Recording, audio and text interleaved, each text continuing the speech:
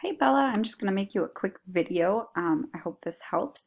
When you're looking at a mapping, each of the arrows represents a coordinate pair. So the first arrow is -14, it's going to 16. The second arrow is -12, going to 16. The third arrow, so we're just going to walk through it, is 1 going to -2. And then there's another arrow coming out of that one. So we have 1 going also to 21. And then the last arrow is 3 going to 15. So when we're looking at this, what you want to see is, are there any duplicate x values? So only look at the x column here.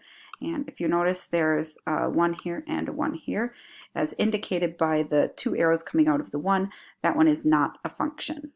Right? I'm just going to kind of look and see what other ones you had here. 1.5. So you got the second piece of this wrong. So let's go over that also. Let's do it piece by piece. So I'm going to write it out in kind of a long line so you can see what should come first with parentheses. So the negative is out front. I'm going to leave it out front. I have 2 times -5. And then plus 1, all of that divided by 3. All right, so innermost parentheses, we have a -10 in here, plus 1, that divided by 3. If I add 1 to -10, I get -9, and then divided by 3.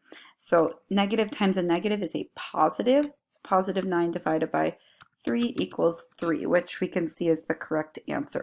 I don't know if you can see that, but I can see that. That's the correct answer.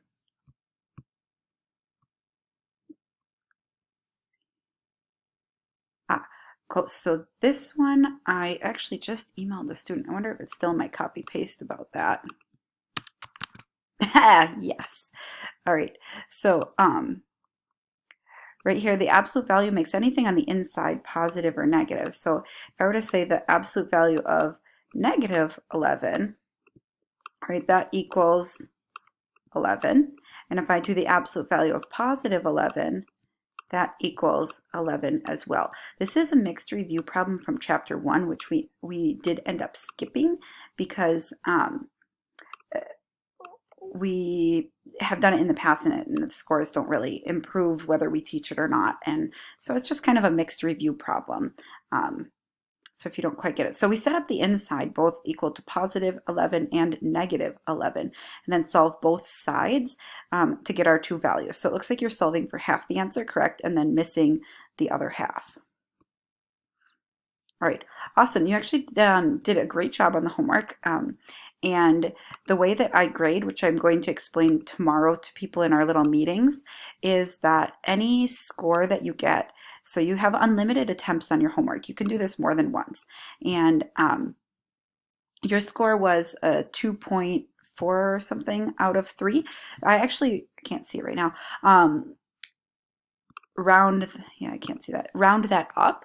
So I'll always round up. So in the grade book, you're going to get a 3 out of 3 on this specific assignment. Do not feel the need to go back and redo it. I just hope that you understand and can learn from the mistakes that we talked about right now. Awesome. So happy solving. I'll meet you tomorrow.